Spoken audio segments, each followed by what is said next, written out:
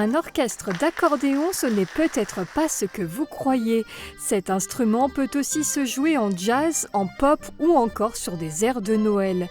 C'est en tout cas le répertoire varié joué par l'orchestre d'accordéon de Puttelange-au-Lac en concert ce samedi soir à Sarralbe.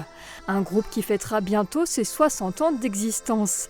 À sa tête, Karine Hilbert, elle a repris la baguette en 2022 pour succéder à son père, ancien chef d'orchestre.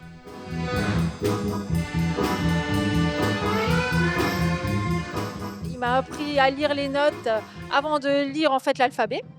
Et j'ai joué dans cet orchestre par contre pendant de longues années. J'ai passé dans toutes les voix. J'ai commencé comme bassiste d'ailleurs pour vous dire. Mais maintenant ça fait 3 ans que c'est moi qui dirige et puis qui continue l'histoire, qui fait continuer tout ce qu'il a créé.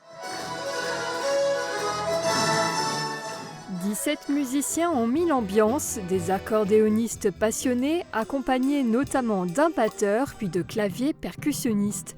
Objectif de la soirée, sortir de l'image très cliché des airs de valse que l'on entend généralement dans des bals populaires. Alors le terme musette, c'est que quand on entend de l'accordéon, on pense à Yvette Horner, à des musiques un petit peu criardes, on va dire. Alors que maintenant, justement, vous allez voir ce soir aussi, on va faire Libertango, du Piazzolla. On peut faire tellement de choses, comme de la musique de film, du classique. Pour Karine Hilbert, ce qui compte avant tout, c'est transmettre la passion de cet instrument à air et à boutons aux nouvelles générations.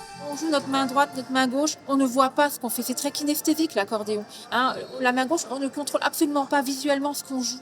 Et je dis encore un grand merci à mon père, c'est grâce à lui que je fais ça. Et je le fais vraiment avec beaucoup de bonheur, beaucoup de passion. Et j'espère que ça va encore donner plein d'envie à d'autres petits. Ça c'est mon but en fait, semer des graines et qu'il y ait encore plein d'accordéonistes dans les années à venir. Un concert de Noël gratuit pour mettre du baume au cœur pour cette période de fête des fins d'année. Alors pourquoi pas à votre tour venir écouter l'orchestre lors d'un prochain concert ?